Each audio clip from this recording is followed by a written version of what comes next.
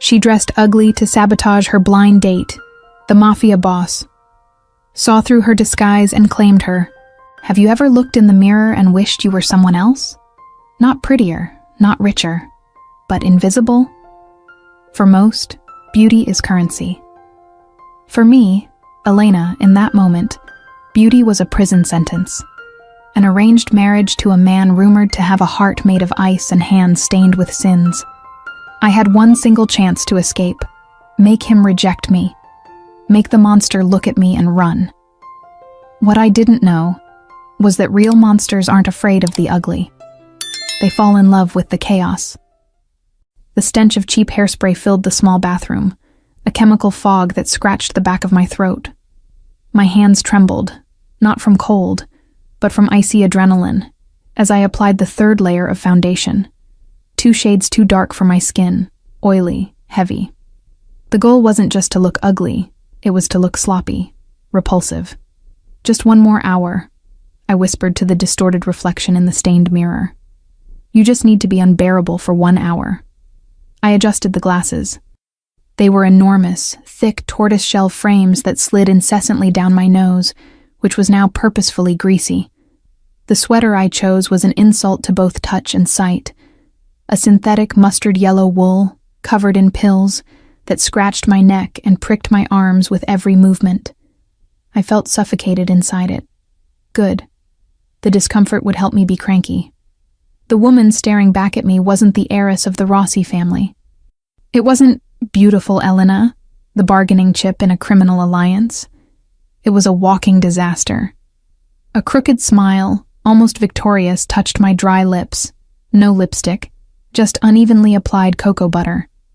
Dante Moretti, the capo of capos, the man who controlled the city with a snap of his fingers, was expecting a docile princess. He was going to get a nightmare.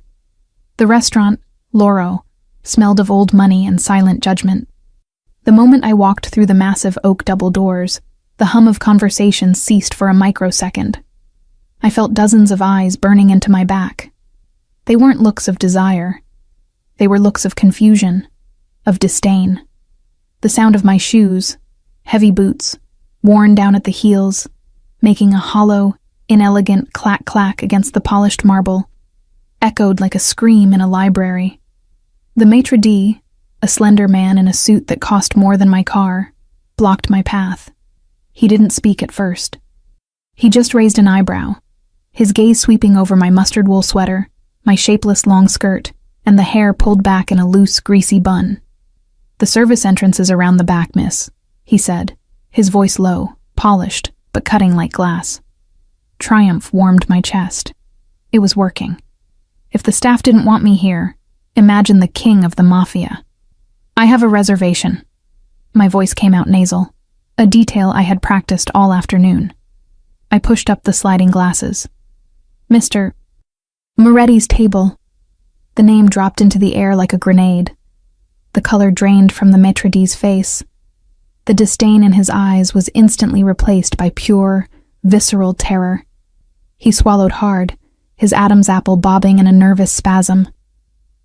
Moretti?" he stammered. "Apologies, signorina. This way." Immediately. He didn't look me in the eye again. He guided me through the hall as if I were a bomb about to detonate, clearing a path between the tables with trembling urgency. We reached the most secluded table, in a corner where the lighting was strategically low, golden, intimate. But the chair opposite me was empty. "Mr. Moretti will arrive shortly."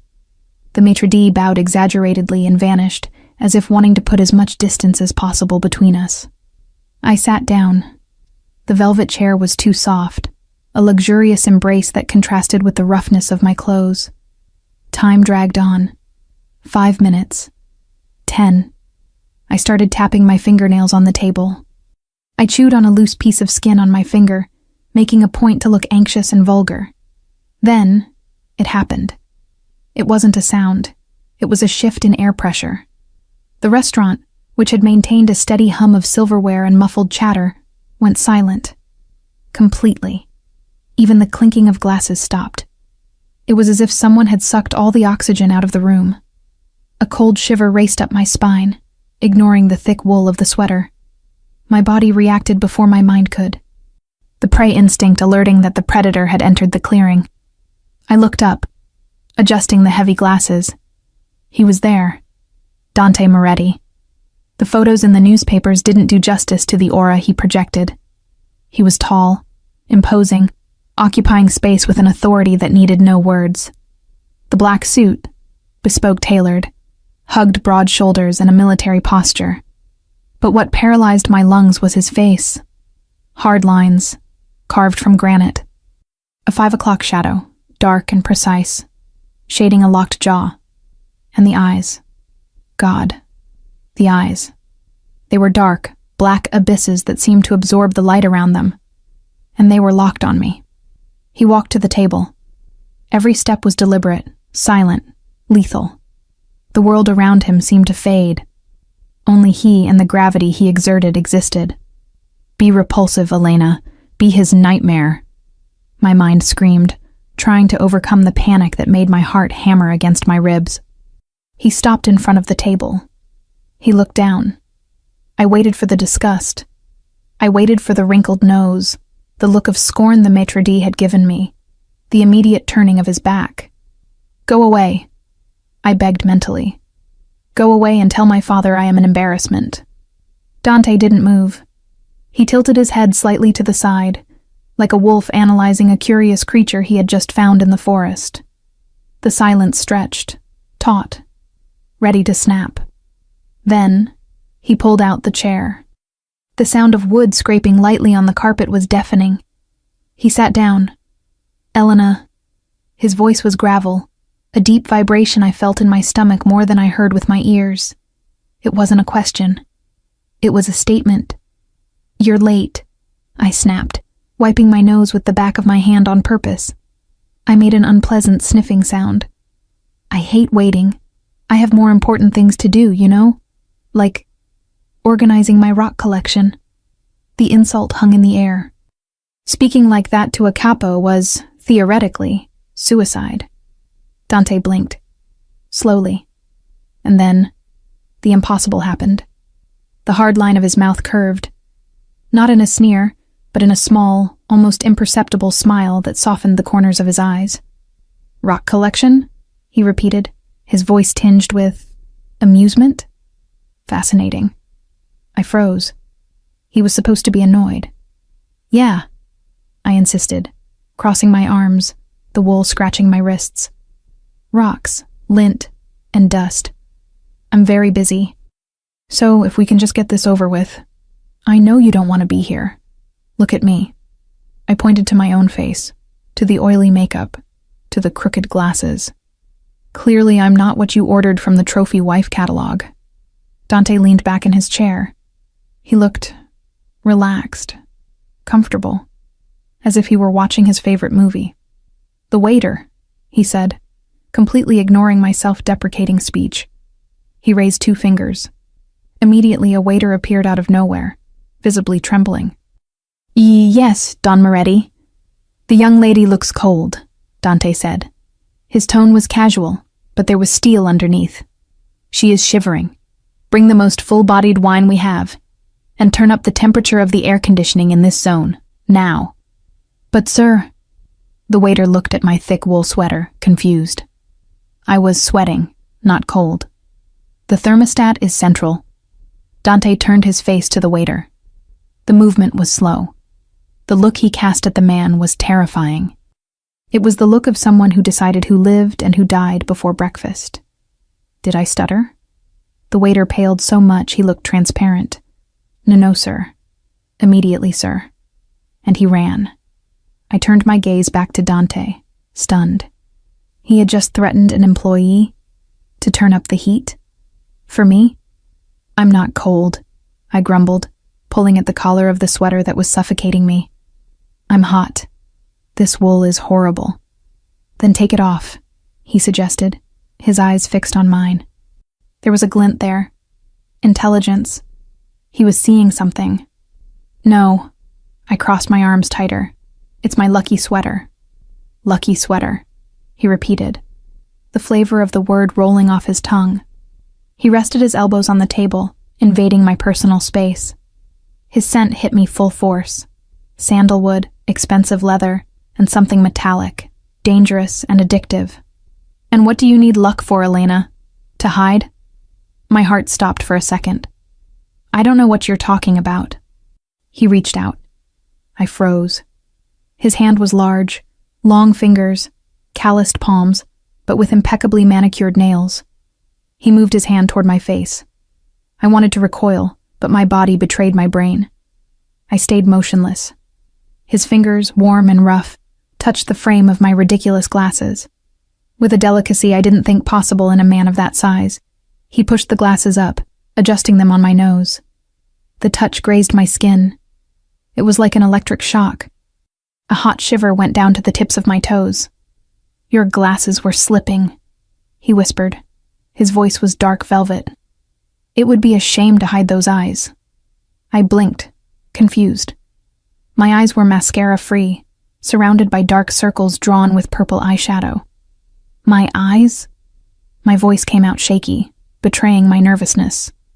They are ordinary. No, he disagreed. And for the first time, I saw the full intensity of his obsession born. There was no disgust. There was no pity. There was hunger. A contained, patient hunger. They are defiant. He leaned back again, picking up the menu without looking away from me. You can order whatever you want, Piccola. He opened the leather menu. But I suggest you stop trying to scare me. I live with killers, traitors, and thieves every day. He lowered the menu just enough for his black eyes to trap mine again. A beautiful woman dressed in her grandmother's clothes is the most refreshing thing I've seen in 10 years. The air vanished from my lungs. He knew. Not only did he know, he was enjoying it. I'm not beautiful, I insisted, desperate, gripping the edge of the table. I'm a disaster. I chew with my mouth open, I snore. Dante let out a low, husky laugh. The sound was so unexpected, so genuinely masculine and sexy, that I felt my legs go weak under the table. You can try all you want, Elena, he said, closing the menu with a soft thud. You worked so hard to build this fortress of ugliness. But you made a mistake. What mistake? I asked, breathless. He leaned forward, his voice dropping to an intimate secret, just for the two of us in the middle of that crowded restaurant. You forgot that rough diamonds still shine in the dark. He brought the water glass to his lips, drinking slowly, his eyes never leaving mine. And I am a very greedy man. I never leave a diamond behind. I felt panic rise, mixed with a new emotion, hot and dangerous, that I didn't want to name. Attraction. I came here to make him run. Instead, I had just woken the dragon, and he didn't seem to want to devour me. He seemed to want to keep me in his hoard. You're going to regret this, I threatened, with no strength in my voice. I doubt it, he replied, and picked up a linen napkin, extending it to me. Your forehead is sweaty, mio amore. May I? Before I could answer, he leaned in and with devastating tenderness, wiped the bead of fake sweat from my temple. The gesture was possessive. Careful. I was lost. The monster wasn't a monster. He was something much worse. He was the man who saw right through me, and he wasn't going to let me go. Dinner arrived like a death sentence served on fine porcelain. I had ordered the most difficult, messy, and inelegant dish on the menu, spaghetti al nero di sepia. Squid ink pasta. It was a military strategy disguised as a meal. The black ink would stain my teeth, my lips, and with any luck, it would splatter onto my hideous mustard sweater, creating a masterpiece of chaos. When the waiter deposited the steaming plate in front of me, the scent of the sea and garlic rose up, intense and pungent. I looked at James. He had a rare steak before him, cooked to bloody perfection, but he wasn't eating. He was watching me. He held his glass of red wine by the stem, swirling the liquid in a hypnotic rhythm. The dark ruby of the wine caught the dim light of the restaurant, reflecting the predatory glint in his eyes. Buon appetito, Mia, he murmured. The way he said my name, savoring every vowel, made my stomach turn in a way that had nothing to do with hunger. I grabbed my fork like it was a shovel. I twirled an obscene amount of pasta, ensuring thick black strands hung down, dripping dark sauce. "Thanks," I said with my mouth full, chewing noisily. I waited for the recoil. I waited for him to look away, embarrassed by the uncouth creature he was stuck with. James simply brought the glass to his lips, hiding a smile. He wasn't disgusted. He looked like he was watching a private show where only he understood the punchline. "You eat with passion," he commented, setting the glass down. "I like that. Most women they bring here eat like frightened birds. You eat as if it's your last meal." I choked. I coughed, bringing my hand to my mouth, which was now stained with ink. "Maybe it is," I retorted, chugging water loudly. "They say marrying you is the end of life, isn't it?" Silence fell over the table again. I had touched a nerve. His reputation. The Butcher of Naples.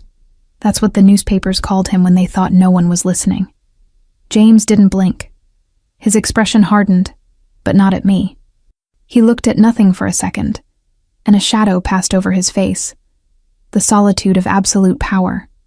"Life ends in many ways, Piccola," he said, his voice low, vibrating through the table and resonating in my bones. "Sometimes, it ends when you try to be someone you're not just to please others. With me," he leaned forward, invading my space again. "With me, you would never need to pretend." My heart skipped a beat. He was dismantling my defenses, brick by brick, without even raising his voice. I continued eating, but the food had lost its taste. I felt exposed. The wool of the sweater seemed to weigh a ton, scratching against my neck. When we finished, or rather, when I gave up trying to scare him off with my lack of table manners, he signaled for the check. He didn't even look at the total. He just tossed a matte black card onto the silver tray. "Let's go," he ordered, standing up. His height was overwhelming close up. I stood up too fast. My heavy boots caught on the leg of the table. It wasn't theater. It was pure clumsiness. I stumbled, my arms windmills in the air, about to face-plant onto the marble floor and complete my humiliation.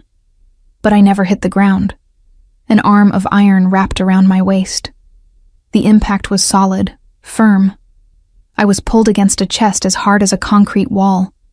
His scent enveloped me completely now. It was intoxicating, a mix of sandalwood, expensive tobacco, and that metallic tang of danger.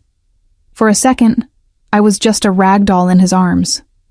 "Careful," he whispered near my ear. His breath hit my sensitive skin, making the fine hairs on the back of my neck stand up. "I've got you." He didn't let go immediately. He held me there, pressed against him, stabilizing my balance, but also testing. Feeling? I'm clumsy, I stammered, trying to pull away, but his hands were firm. "I noticed," he said, and there was that dark amusement in his voice again. He released me slowly, as if reluctant to let go. We walked toward the exit. I felt dizzy. In the entrance hall, while we waited for the valet, a couple passed us. The woman was stunning, a red silk dress that clung to her like a second skin, diamonds dripping from her ears, perfect hair, the exact opposite of me. She looked at James with undisguised desire. Then, her gaze slid to me. Her smile transformed into a grimace of scorn. She nudged her partner and whispered something loud enough to be heard. "Mio Dio, what is the great Moretti doing with the cleaning lady? Must be hard times for the Mafia." Her giggle was high-pitched, cruel. I shrugged, used to it. This was exactly what I wanted, wasn't it? For the world to see that I wasn't fit for him. But then, the air froze. James stopped.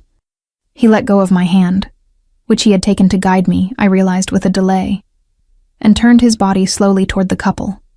The shift was terrifying. The seductive, amused man from dinner vanished. In his place stood the Don, death in an Armani suit. The woman's partner paled instantly, recognizing who was standing in front of him.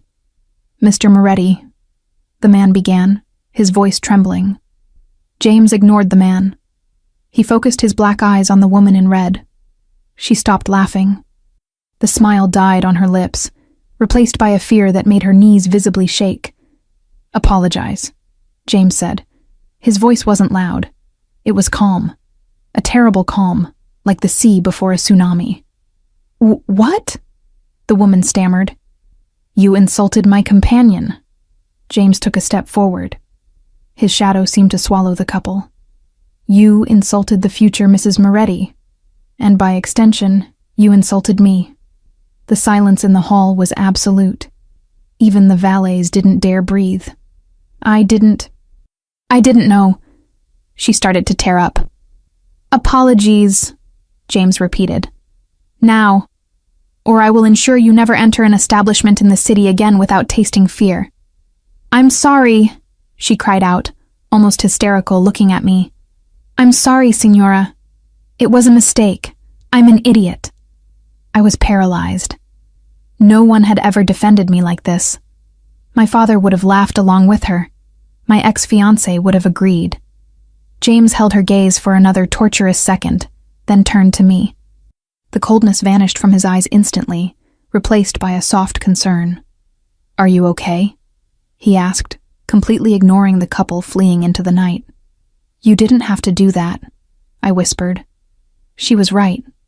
I look like a cleaning lady. James brought his hand to my chin, tilting my face up so I was forced to face him. "You look like the only real thing in this place, Mia." His thumb caressed my jawline, grazing the skin where I hadn't applied the oily foundation. "And no one disrespects what is mine." What is mine? The possession in his voice was heavy, absolute. And God help me, a traitorous part of me liked it. His car arrived. A black SUV, armored, enormous. The valet opened the door with reverence. I got in.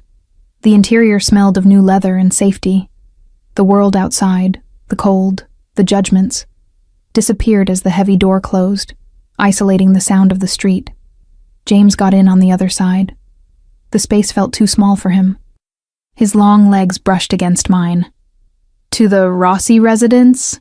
he ordered the driver, and the partition glass between us and the front of the car rose with a soft hum. We were alone, in a moving cubicle of luxury. I took off my fogged-up glasses and wiped them on the wool of my sweater, trying to buy time. "You know this isn't going to work," I began, my voice sounding small in the darkness of the car. The city lights streaked through the tinted windows, creating bands of light and shadow on his face. "What?" he asked, relaxing into the leather seat, watching me. "Us." I pointed to him and then to me. "You are you, and I am this." I don't know how to be a mafia wife, James. I don't know how to throw parties. I don't know how to keep my mouth shut, and I definitely don't know how to dress to impress your associates. James let out a sigh, a tired sound. He loosened his tie, pulling the silk knot with a fluid gesture that exposed his strong throat. "Do you think I need a hostess?" he asked, turning his head to look at me. "I have employees for that. Do you think I need someone to impress my associates? They already fear me. That is enough. Then what do you want?" The question came out as a desperate whisper. "Why didn't you give up when you saw me?" He moved. Fast. In one instant, he was on the other side of the seat, and in the next, he was leaning over me, not touching me, but caging me. His hands rested on the leather on either side of my head, trapping me in his orbit. I felt his heat radiate, the smell of whiskey and danger. "Because I investigated you, Mia Rossi," he confessed, his voice husky, dangerously close to my lips. My eyes widened. "What? I know you graduated in art history with honors, but your father forbade you to work." He listed the facts, each one bringing his face a centimeter closer to mine. "I know you sneak out of the house at night to feed stray cats at the docks, in an area where even my men don't like to go alone. I know you hate injustice more than you hate yourself." Tears pricked my eyes. He knew. He saw me. "And I know," he continued, his voice dropping to a whisper that vibrated down my spine, "that you are wearing this disguise because you think freedom is more important than power." He reached up and, with infinite care, pulled a pin from my messy bun. My brown hair, heavy and silky, tumbled down over my shoulders, freeing itself from the oily constraint. "You are a rebel, Mia." He wound a strand of my hair around his finger. "And I am tired of women who only say yes. I want the fire. I want the fight." I could barely breathe. The tension in the car was electric. Every nerve in my body was screaming to kiss him or run. I didn't know which impulse was stronger. "I will make your life hell," I warned, my voice trembling. James smiled. That wolfish smile, predatory and possessive. "I already live in hell, amore." He pulled away slowly, returning to his side of the seat, but leaving the burn of his presence on my skin. Maybe it's time I had a queen to rule it with me. The car came to a gentle stop. We had arrived. The gates of my father's mansion were opening. The driver opened the door for me. The cold night air rushed in, breaking the bubble of heat and intimacy. I got out of the car, my legs feeling like jelly. "Mia," James called out. I turned. He didn't get out of the car. He sat in the shadows, only his eyes glinting. "The sweater," he said. I looked down at the hideous mustard wool. "What about it?" "Burn it," he ordered softly. "Not because it's ugly, but because it scratches your skin, and I don't like seeing your skin irritated." He signaled the driver. The door closed. I stood on the sidewalk, watching the red taillights of the SUV disappear into the night. I touched my face, where he had wiped the sweat, where he had adjusted my glasses. My skin tingled. I had worn armor to repel a monster, but the monster had seen the woman underneath. And worse, he had decided to protect her. I walked into the house, and for the first time in years, I looked in the hall mirror, hair down, lips swollen from biting them in nervousness, eyes shining with a new life. I was in danger. The sweetest, most terrible danger in the world. The sound of the doorbell didn't just ring. It echoed through the hollow hallways of the Rossi mansion, like a gavel striking a judge's desk. It was 10 now a.m. on a Saturday. I was still in my pajamas, an oversized, faded t-shirt that had seen better decades and flannel pants with a hole in the knee. I had planned to spend the day sulking, perhaps planning a second attempt at sabotage. Maybe I could fake a contagious skin disease, or start speaking in tongues. "Mia!" My father's voice boomed from the foyer, laced with a panic that only one man could inspire. "Get down here! Now!" I dragged myself out of bed. I didn't bother brushing my hair. If James Moretti was here, he deserved to see the reality of his investment. The mess. The apathy. I walked down the grand staircase, my bare feet silent on the cold marble. The foyer was crowded. My father stood there, wringing his hands, looking smaller than I had ever seen him. Next to him was my stepmother, nervously adjusting her pearls. And in the center of the room, sucking all the air out of the space, was James. He wasn't in a suit today. He was wearing casual clothes, dark jeans that fit his muscular thighs with criminal perfection, a black t-shirt that clung to his chest, and a leather jacket that looked like it had seen wars. He looked younger, more dangerous, and infinitely more attractive. He was flanked by two men, giant, silent sentinels with earpieces who scanned the room for threats. James looked up as I descended. His dark eyes locked onto mine. He didn't look at my father. He didn't look at the expensive art on the walls. He looked at my messy hair, my old t-shirt, my bare feet, and he smirked. "Good morning, Piccola," he said. His voice was a deep rumble that seemed to vibrate through the floorboards and up into my soles. "You're early," I said flatly, stopping on the last step. "I haven't had my coffee. I'm not pleasant before coffee." My father gasped. "Mia, apologize immediately. Don Moretti is—" James raised a hand, one finger. My father silenced himself instantly, the words dying in his throat. The power dynamic was brutal and immediate. In this house, my father was the tyrant. But in the world, James was the god. She doesn't need to apologize, James said, walking toward me. He stopped at the base of the stairs, forcing me to look up at him. And I brought coffee.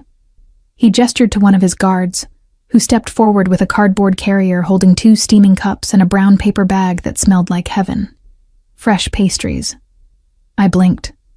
You brought coffee?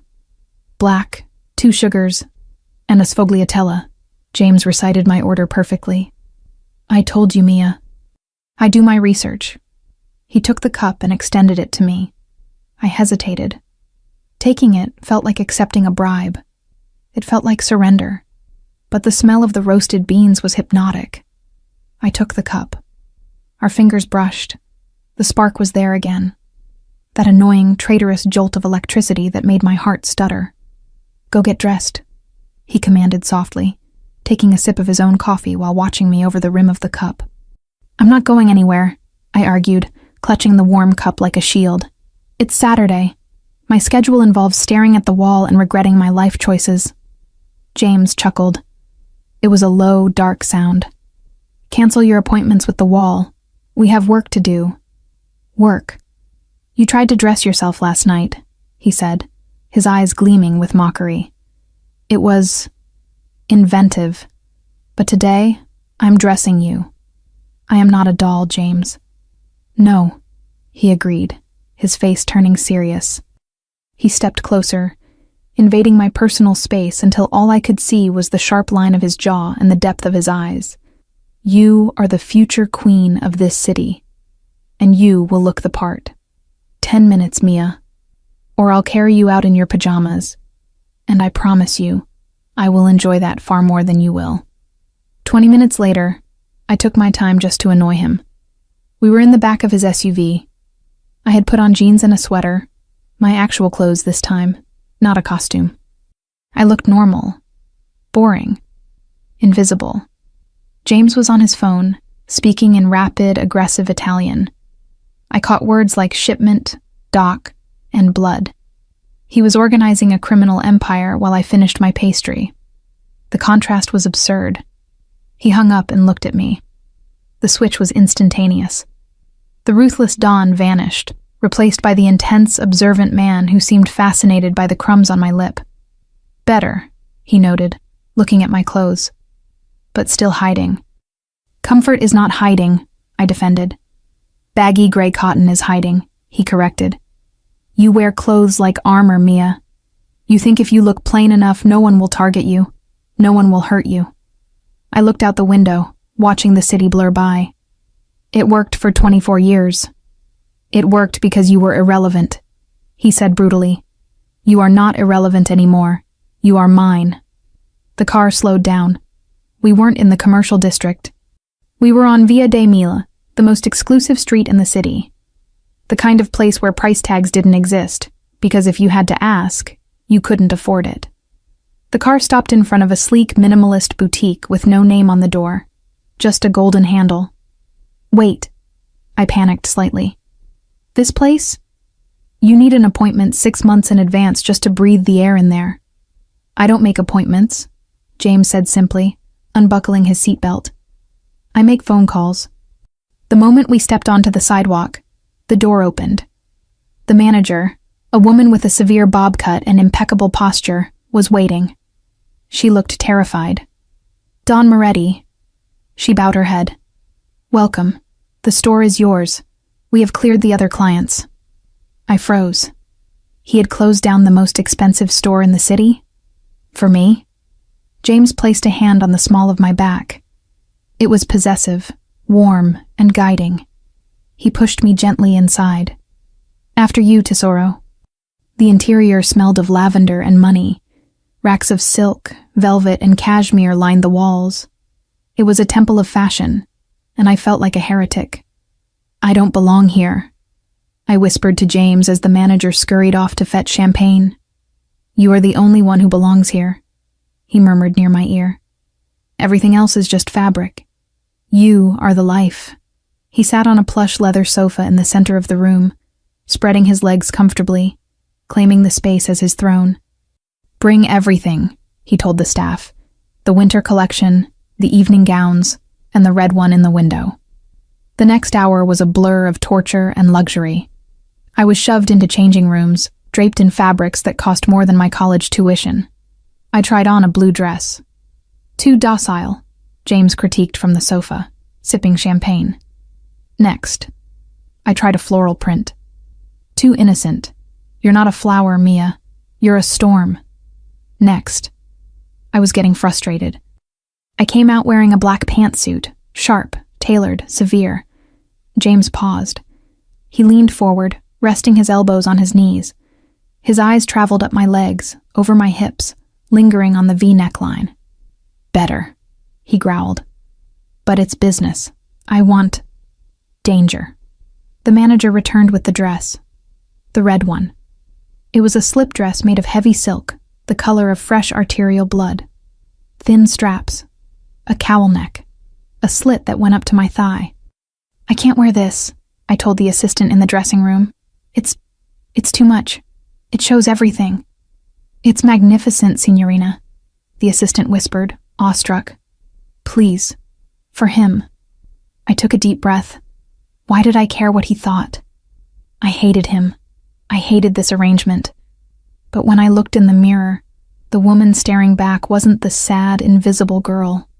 She was powerful. The red ignited my skin. The cut highlighted curves I didn't know I had. I stepped out. The boutique went silent. James was looking at his phone. He sensed the silence and looked up. His phone slipped from his hand. It hit the carpet with a dull thud. He didn't notice. He didn't speak. He didn't smile. He just stared. His pupils dilated until his eyes were almost entirely black. The air in the room grew heavy, charged with a sexual tension so thick it felt like smoke. He stood up. Slowly, like a predator stalking prey that had finally stopped running. He walked toward me. The shop assistants evaporated into the background, sensing they needed to disappear. James stopped inches from me.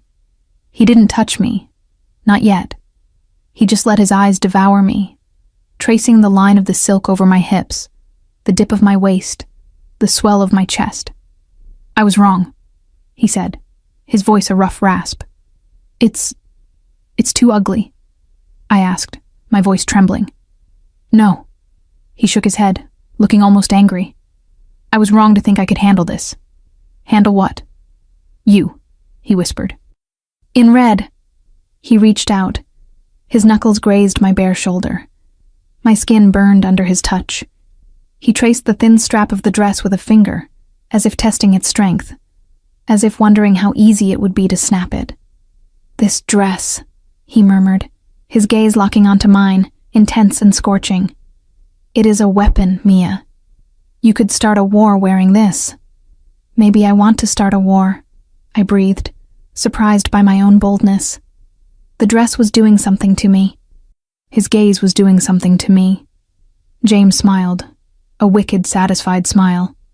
"Good," he said, "because I love a good fight." He moved behind me. I watched us in the floor-to-ceiling mirror. Him, dark, towering, lethal in his leather and denim.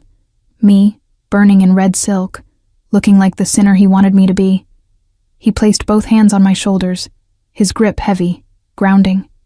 He leaned down, his lips brushing the sensitive skin below my ear. I shivered, my eyes fluttering closed. "Look at the mirror," he commanded. I opened my eyes. "Tell me what you see," he demanded. "I see a fraud," I whispered, the old insecurity clawing back. "A girl playing dress-up." "Liar," he growled, his hands tightening slightly. "Look closer. I see a queen. I see the only woman in this city with the spine to stand up to me. I see my wife. I'm not your wife yet." "Paperwork," he dismissed. "You were mine the moment you walked into that restaurant looking like a disaster. You think I fell for the dress? No. I fell for the woman who had the guts to wear it." He moved his hands down my arms, a slow, friction-heavy caress that made my knees weak. "Take it," he said to the reflection. "Own it. This beauty. It is yours. It is not for your father to sell. It is not for society to judge.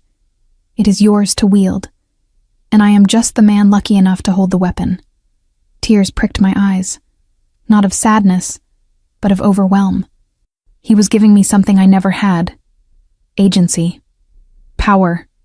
He wasn't telling me to be pretty for him. He was telling me to be dangerous for myself. We'll take it, he announced to the room, stepping away from me, leaving my back cold from the loss of his heat.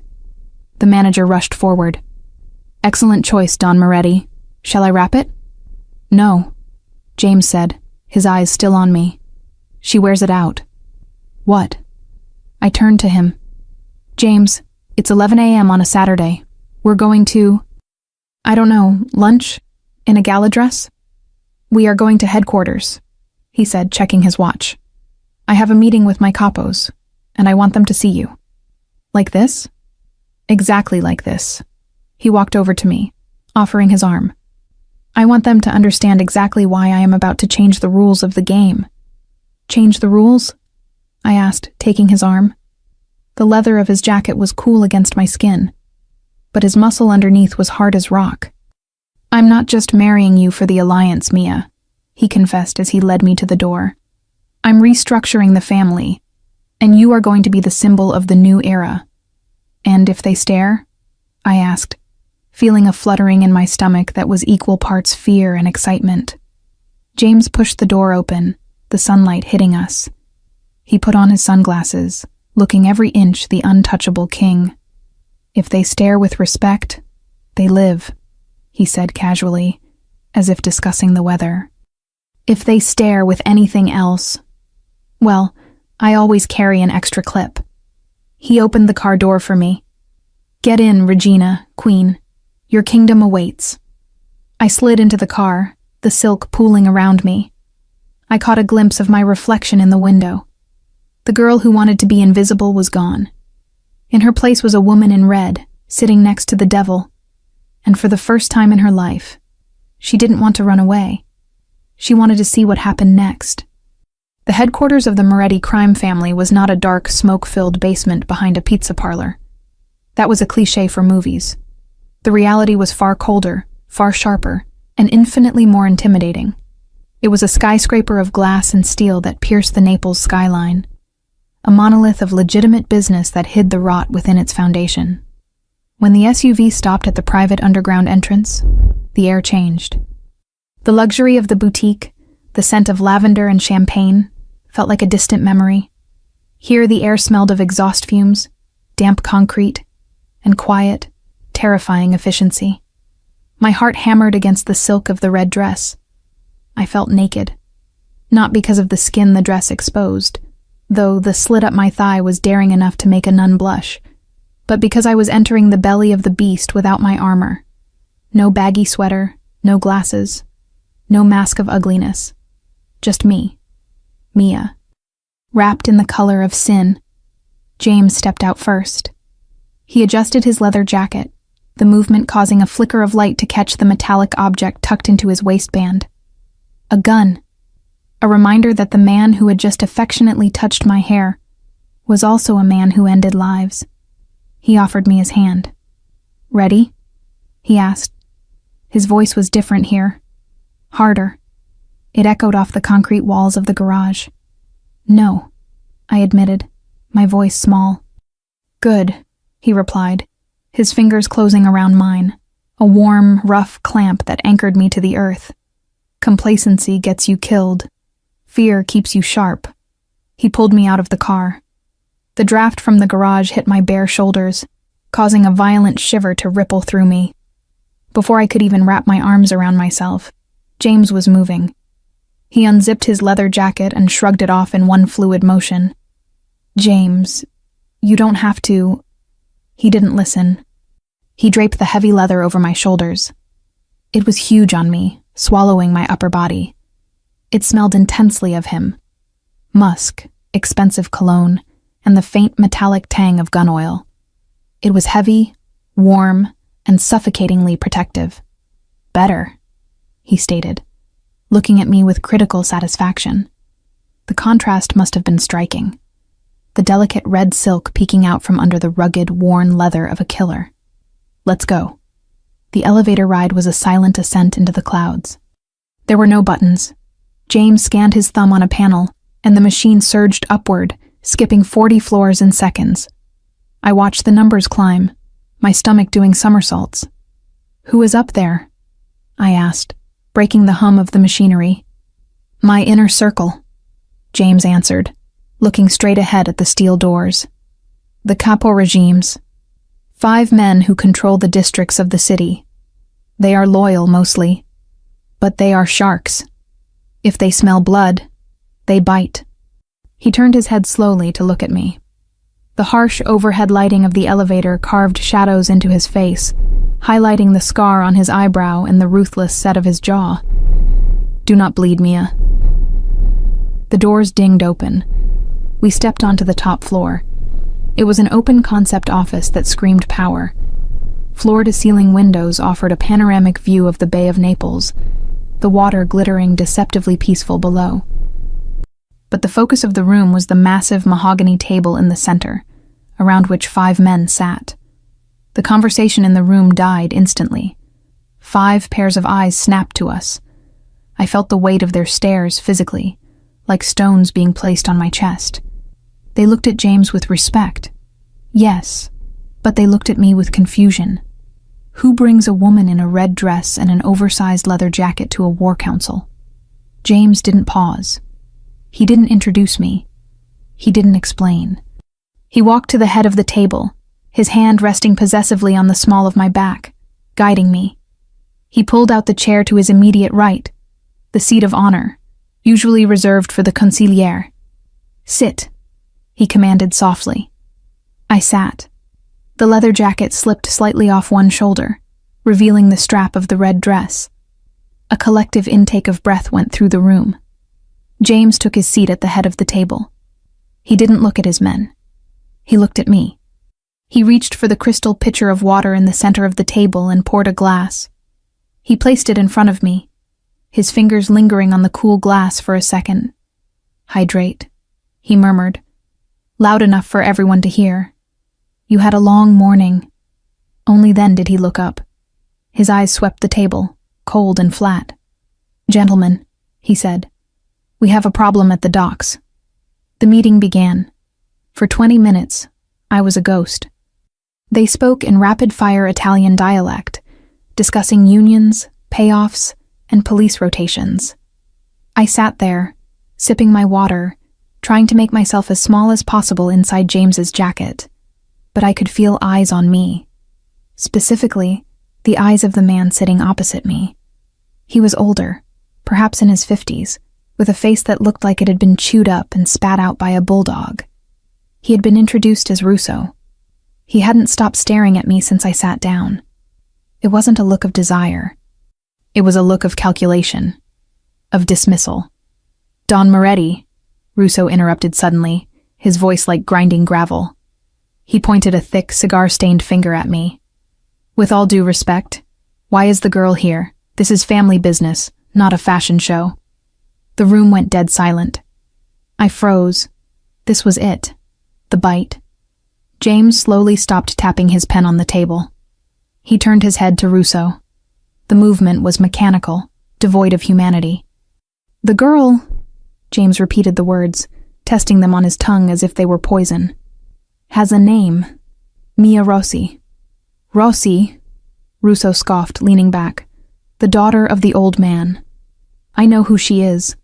I also know her father is desperate to sell her off to cover his debts. She is a liability, James. A distraction. Look at her."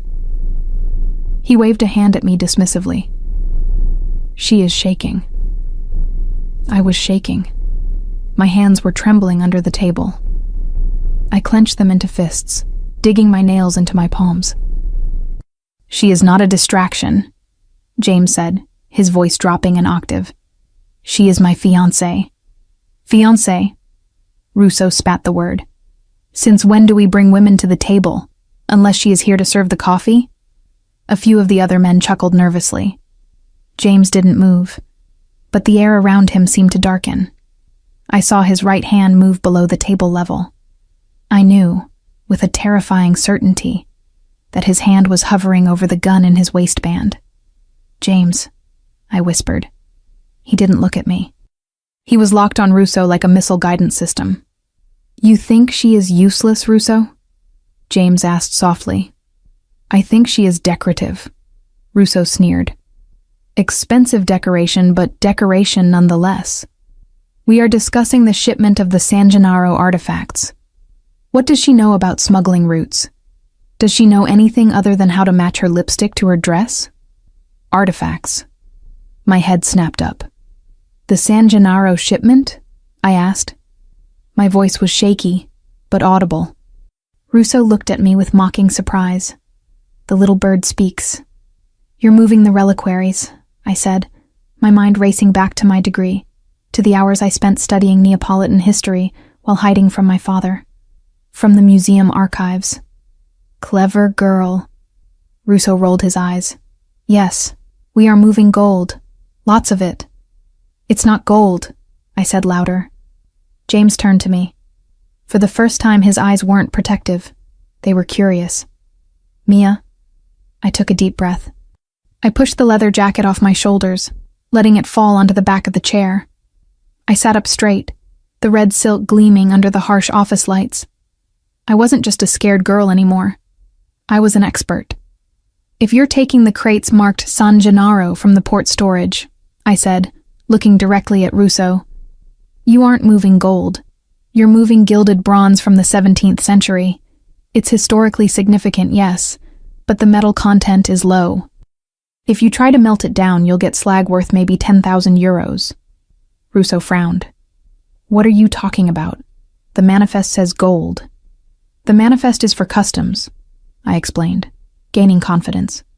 "But the collection, I wrote my thesis on it. The real value isn't the metal. It's the provenance. If you sell those pieces on the black market in Hong Kong or Dubai as raw materials, you'll lose millions. But if you sell them to a private collector as intact historical pieces..." I looked at James. He was watching me with an intensity that made my toes curl. He wasn't looking at my body. He was looking at my mind. "How much?" James asked me. "Intact?" I calculated quickly. "If you have the bust of the saint, maybe 5 million. Melted down? $300. Silence. Absolute stunned silence. Russo looked pale. We were planning to melt it, to avoid tracing." "Then you were planning to burn $5 million, I said, crossing my arms over my chest. James slowly turned his gaze back to Russo. A smile, sharp, cruel, and terrifying, spread across his face. "It seems," James said, his voice dripping with venomous delight, "that the decorative girl just saved us more money than you have earned in the last decade. Russo." Russo opened his mouth, but no sound came out. He looked from me to James, realizing his mistake. He had attacked the weak link, only to find out the link was made of steel. "We changed the plan," James announced to the room, taking charge effortlessly. "We do not melt. We crate them for private auction. Mia will review the inventory list to ensure we identify the high-value targets." He turned to me. "Will you do that for me, Tesoro?" It wasn't an order. It was an offer. A partnership. "Yes," I said breathlessly. "Good." James reached out. In front of everyone, in front of the sharks, the killers, the doubters, he took my hand. He brought it to his lips and kissed my knuckles, his eyes never leaving Russo's face. It was a clear message. She is not just my woman. She is my equal. Meeting adjourned, James barked. "Get out." The men scrambled. Even Russo gathered his papers with fumbling hands, unable to leave fast enough. Within 30 seconds, the room was empty. Just me, James, and the panoramic view of the city. I let out a breath I had been holding for 20 minutes, slumping slightly in my chair. The adrenaline crash hit me hard. "You were magnificent." James's voice came from right beside me. I hadn't noticed him move. He spun my chair around so I was facing him. He was leaning against the table, his legs spread, looking down at me with an expression I couldn't quite place. Pride? Lust? Both. I knew about the statues, I stammered, feeling shy again now that the battle was over. I didn't want you to lose money. I don't care about the money, James said, reaching out to tuck a loose strand of hair behind my ear. His fingers lingered on my neck, his thumb tracing the pulse that was still racing there. I care that you stood up to him. You didn't hide, Mia. You fought. I was terrified, I admitted. That makes it bravery, he countered. His hand moved from my neck to my shoulder, sliding down the bare skin of my arm until he held my hand. Russo is a dog that barks at anything he doesn't understand. He saw beauty, and he assumed weakness. You proved him wrong. He pulled me up from the chair. I stood between his legs, the red silk brushing against his denim jeans. The friction was electric. You fit, he murmured, his gaze dropping to my lips. In this room, in this life, you fit, Mia. I don't know if I want to fit, I whispered. This world, it's dangerous, James. Those men work for me, he interrupted, his voice fierce. He wrapped his arms around my waist, pulling me flush against him.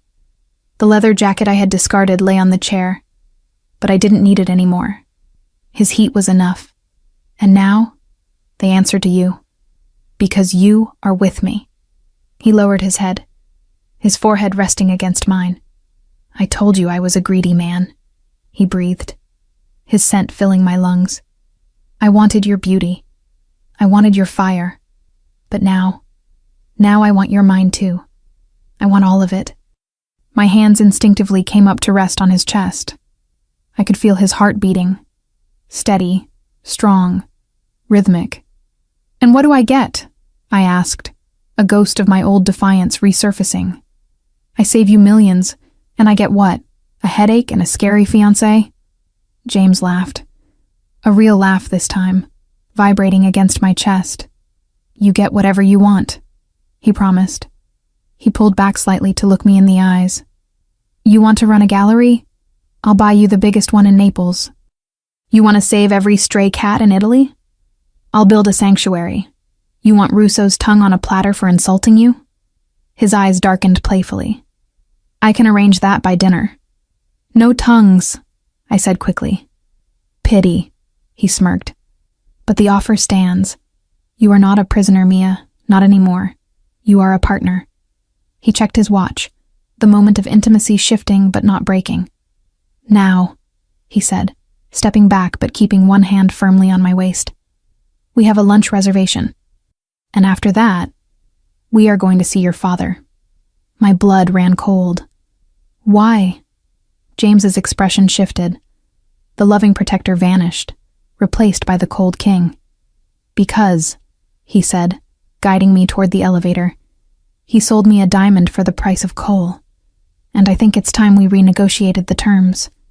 He made you think you were worthless, Mia. Today, I am going to show him exactly how much you are worth. As the elevator doors closed, shutting out the empty boardroom, I realized something. I wasn't afraid of James anymore. I was afraid for anyone who stood against him. And for the first time in my life, the monster was on my side.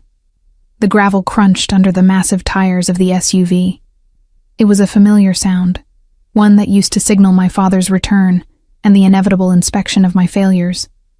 Today, it sounded like an invasion. James didn't wait for the driver. He opened his own door, walked around the back of the vehicle, and opened mine. Breathe, he ordered softly, extending his hand. I looked at the imposing front door of my childhood home. I feel like I'm going to throw up. You won't, James said, his voice absolute. Because you are not walking in there as his daughter. You are walking in as my fiancé. In the hierarchy of power, Mia, you now outrank him.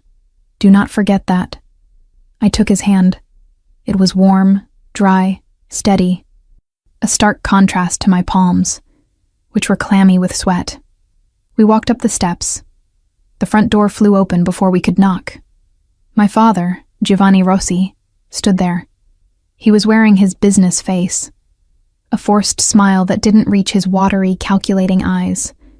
Behind him, My stepmother hovered like a nervous moth. "Don Moretti!" My father boomed, spreading his arms as if welcoming a long-lost brother. "We didn't expect you back so soon. And... Mia?" His voice faltered. He stopped mid-gesture. His eyes traveled from James's face down to me. He blinked. He squinted. It was as if he was trying to process a glitch in the Matrix. I wasn't wearing the baggy gray sweater. I wasn't hunching. The red silk dress flowed around me like liquid fire, the slit revealing a leg clad in sheer stockings and heels that added 3 inches to my height. My hair was loose, wild, framing a face that was no longer hidden behind oily makeup and glasses. "Mia?" he repeated. But this time it was a question. A confused, almost offended question. "Giovanni." James greeted him with a nod that was more of a dismissal than a salutation. He didn't let go of my hand. In fact, he pulled me closer to his side, creating a united front of black leather and red silk. "We need to talk. About the contract." Greed flashed in my father's eyes, momentarily overriding his confusion about my appearance. Of course. The dowry negotiation. "Please, come in." To the study. We walked through the foyer. I noticed things I hadn't before. The carpet was threadbare in spots. The paint was peeling slightly near the ceiling. It wasn't the grand palace I remembered as a child. It was a decaying monument to a man who spent money he didn't have to impress people who didn't care. In the study, my father rushed to sit behind his large oak desk, his throne. He gestured for us to sit in the 2 lower visitor chairs. James didn't sit. He walked to the window, looking out at the overgrown garden. He let the silence stretch. He weaponized it. My father fidgeted, arranging papers that didn't need arranging. "So," my father cleared his throat, unable to bear the quiet. "I assume you, found the girl satisfactory?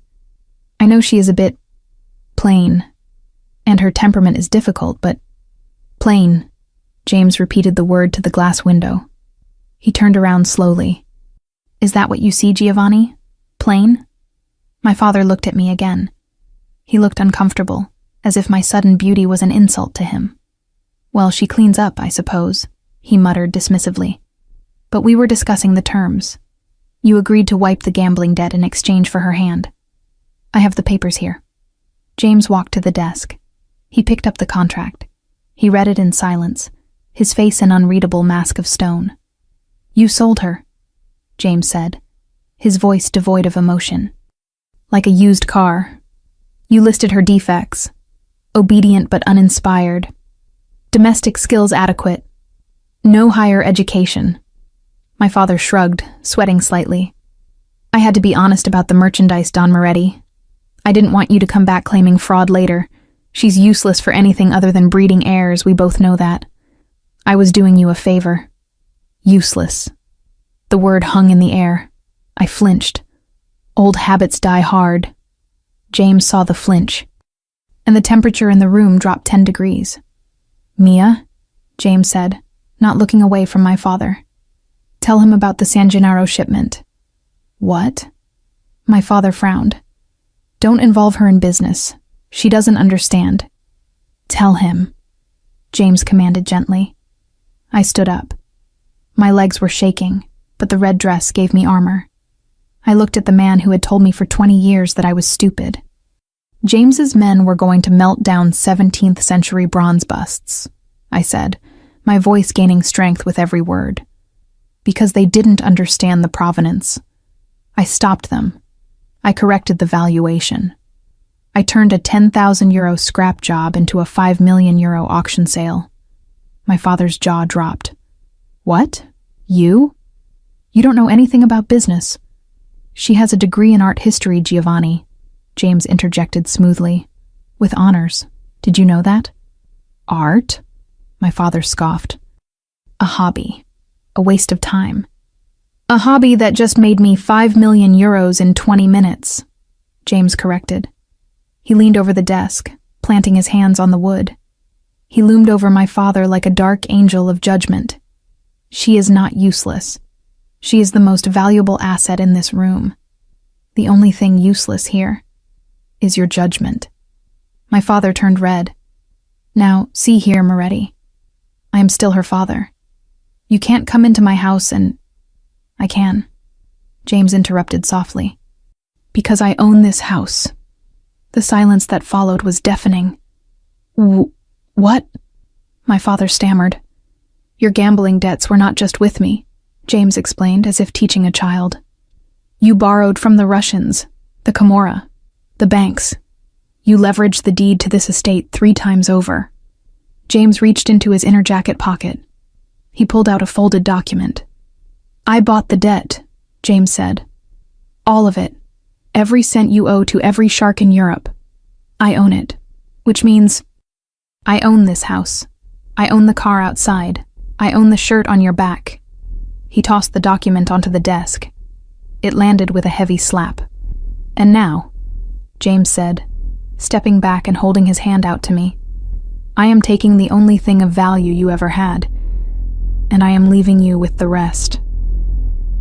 I stared at James. He had bought my freedom, not just via marriage, but he had literally bought the leverage my father held over me. You can't leave me with nothing!" my father cried, standing up, panic setting in. "Mia, tell him about family loyalty." He looked at me.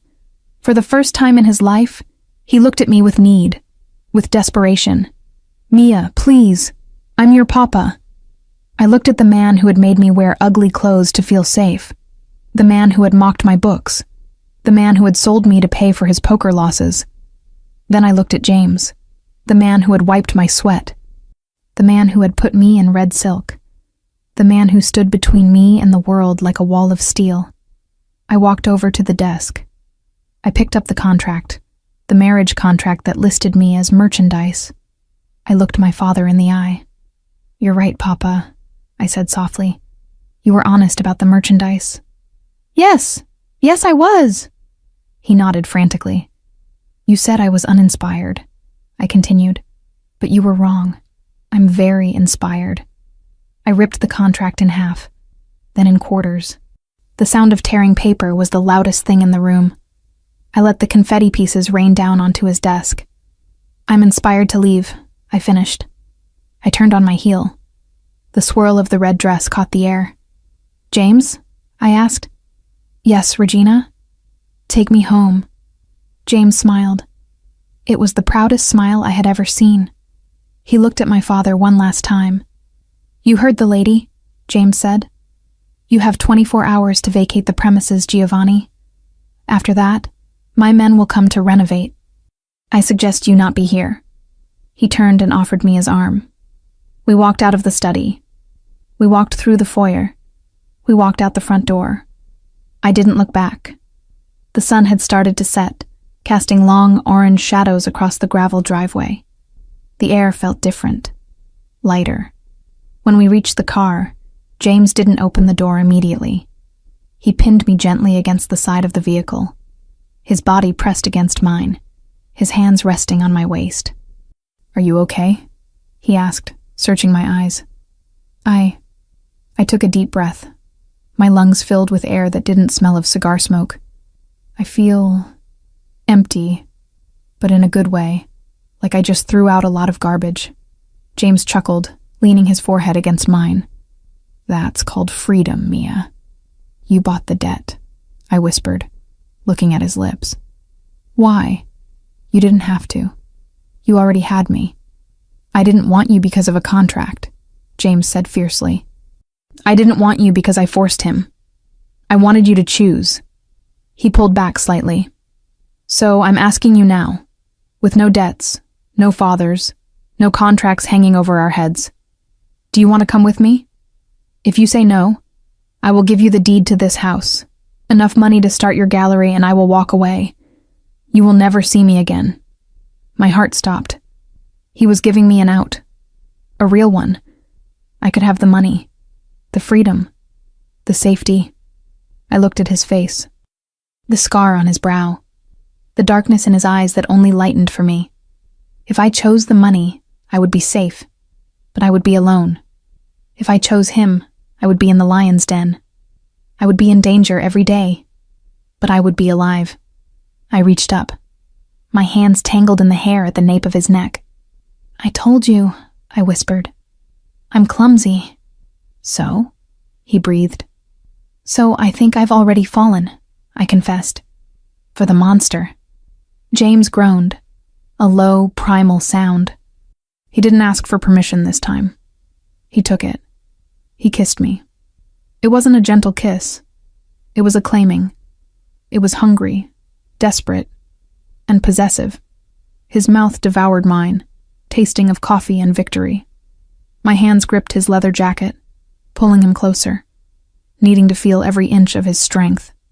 We were kissing like teenagers in a driveway, but the weight of it was ancient. He broke the kiss, breathless, his eyes black with desire. "Let's go home," he growled. "Before I take you right here on the hood of the car and give the neighbors a heart attack." I laughed, a real, free laugh. "Yes, let's go home." As we drove away, leaving the crumbling Rossi estate behind in the rearview mirror, I realized the truth. The ugly girl was gone. The invisible girl was dead. The queen had just ascended her throne, and God help anyone who tried to take it from her. The elevator doors slid open with a whisper, revealing a space that felt less like a home and more like a fortress suspended in the sky. Dante's penthouse occupied the entire top floor of the Moretti Tower. It was a masterpiece of modern architecture, floor-to-ceiling glass walls, polished concrete floors, and furniture that looked sharp enough to cut you. It was beautiful, impressive, and utterly devoid of warmth. It felt cold, sterile, a place where a man came to exist, not to live. "Welcome home," Dante said, stepping out and pulling me gently into the room. The sound of our footsteps echoed.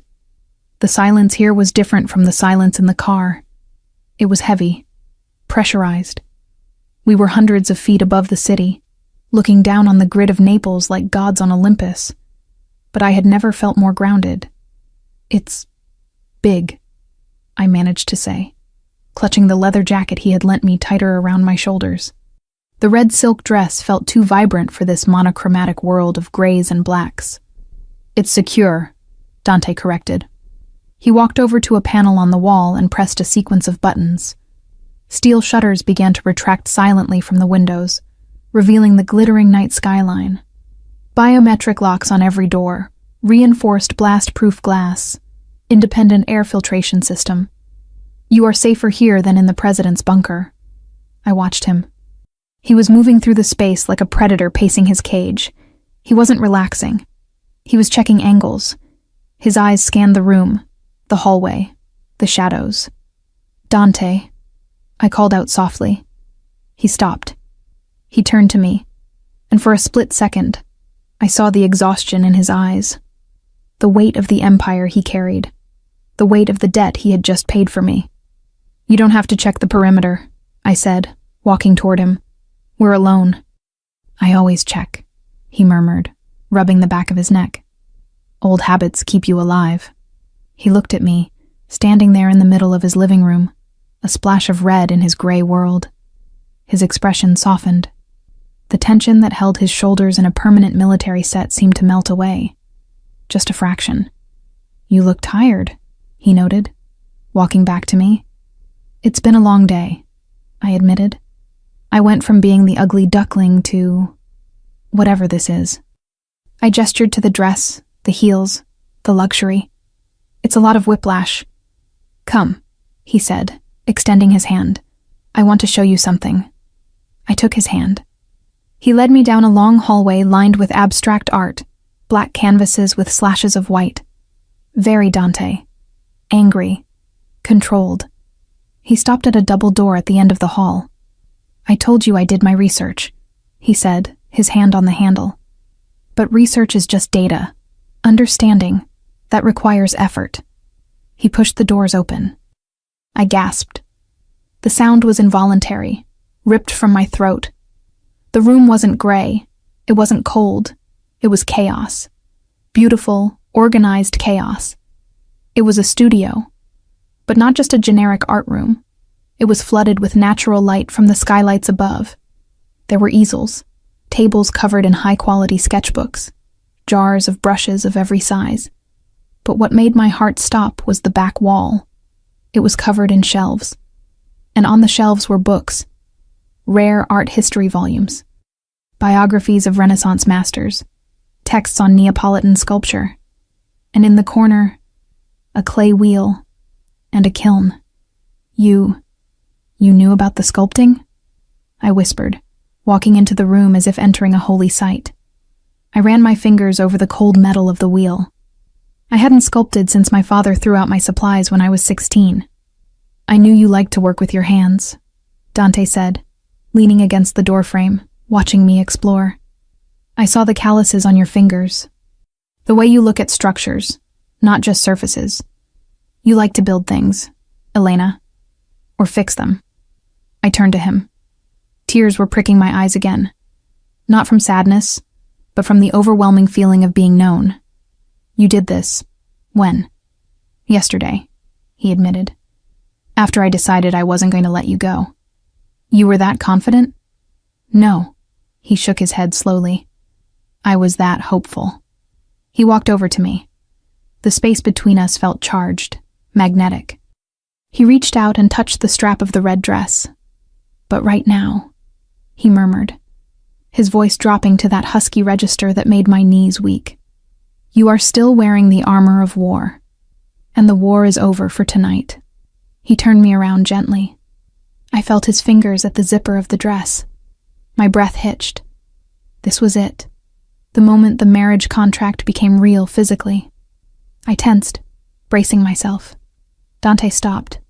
Relax, he whispered against my hair. I am not collecting a debt, Elena. I told you. You choose. He pulled the zipper down slowly. The cool air hit my skin.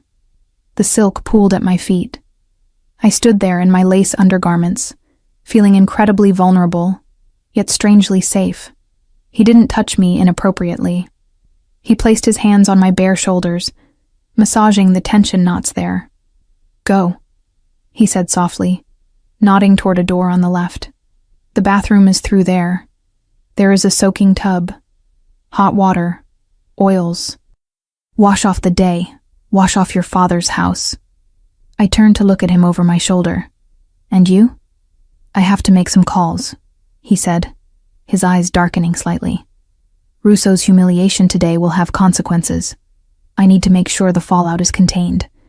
Dante, go, he urged gently. I'll be here when you get out. An hour later, I emerged. I was wearing one of his shirts. It was a crisp white dress shirt that reached my mid-thighs. It smelled like him, detergent and sandalwood. I had scrubbed the makeup off, washed the hairspray out of my hair. I was clean. I was just Elena. I found him in the living room. He had shed the jacket and the holster. He was sitting on the leather sofa, a tumbler of amber liquid in one hand, staring out at the city lights. His other hand was massaging his temple. He looked lonely. The King of Naples, sitting in his glass tower, watching over a kingdom that wanted to kill him. I walked over. The soft pad of my bare feet on the concrete alerted him. He looked up. His eyes swept over me, the wet hair, the oversized shirt, the bare legs. A fire lit in his gaze, but he kept it leashed. Better? He asked. Much, I said. I hesitated, then sat down next to him, not on the other end of the sofa. Close enough that our thighs touched. He stiffened slightly, then relaxed into the contact. You should be resting, he said, taking a sip of his drink. I'm not tired anymore. I lied. I was exhausted, but my mind was racing. Dante, at the meeting today, you defended me, but you also made enemies. I have enemies when I breathe, Elena. It makes no difference. It does, I countered. Russo, the way he looked at me, he wasn't just angry, he was humiliated. A man like that holds a grudge. Dante set the glass down on the coffee table with a sharp clack. He turned his body toward me, draping his arm along the back of the sofa behind my head. "Let me worry about Russo," he said firmly. "Your job is to enjoy the studio, to eat, to sleep without fearing your father walking through the door." "I can't just turn it off," I said, frustration bubbling up. "I've spent my whole life looking over my shoulder. You can't expect me to suddenly become a carefree princess just because you have nice locks on the doors." Dante stared at me for a long moment. Then, he did something unexpected. He started to unbutton his shirt. My eyes widened. "What are you doing?" "Showing you," he said calmly. He undid the buttons and shrugged the black shirt off his shoulders. I gasped. His torso was a map of violence. There was a jagged white line running across his ribs, a knife wound, a round puckered scar on his left shoulder, a bullet, faint, crisscrossing lines on his back that looked like whip marks. He wasn't just muscular. He was scarred. He was a living history book of pain. "This," he pointed to the knife wound, "was when I was 15. A rival gang tried to take my corner." He pointed to the bullet wound. 22. An assassination attempt at my father's funeral. He took my hand. His grip was gentle, contrasting with the violence of his skin. He placed my palm flat against his chest, right over his heart. I could feel the steady, powerful thrum of it beating against my fingertips. "I have looked over my shoulder every day of my life, Elena," he said softly. "I know you can't turn it off. I'm not asking you to forget the fear. I'm asking you to share the watch." I traced the line of a scar with my thumb. His skin twitched under my touch. "Share the watch?" I whispered. "When you sleep, I watch," he promised. "When I sleep, you watch. We are not just husband and wife on paper. We are partners in survival. That is what marriage means in this life." It was the most romantic, terrifying thing anyone had ever said to me. It wasn't a promise of flowers and chocolates. It was a blood oath. "Okay," I breathed. "Okay, I'll watch." Dante leaned in. His eyes were heavy-lidded, focused on my mouth. The air between us crackled, thick and hot. "You are beautiful," he murmured. "Without the paint, without the red dress, just like this. In my shirt." He tilted his head, closing the distance. But before our lips could meet, a sound shattered the moment. A high-pitched electronic chirp. It didn't sound like a phone. It sounded like an alarm. Dante pulled back instantly. The lover vanished. The soldier returned. He looked at his smartwatch. The face of the watch was flashing red. "Don't move," he ordered. His voice was ice. He stood up and moved to the wall panel he had used earlier. He tapped the screen furiously. "What is it?" I asked, standing up, clutching the shirt closed. "Dante?" "Perimeter breach," he said, his eyes scanning the security feeds that popped up on the wall screen. "Someone is in the private elevator." "The one we came up in?" "Yes. But I thought you needed a thumbprint."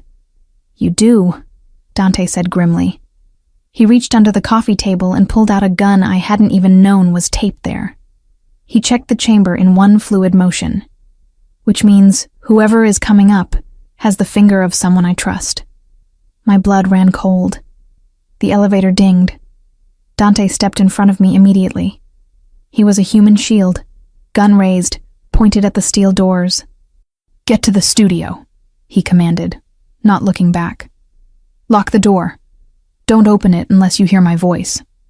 "I'm not leaving you," I said, grabbing a heavy marble statue from the side table.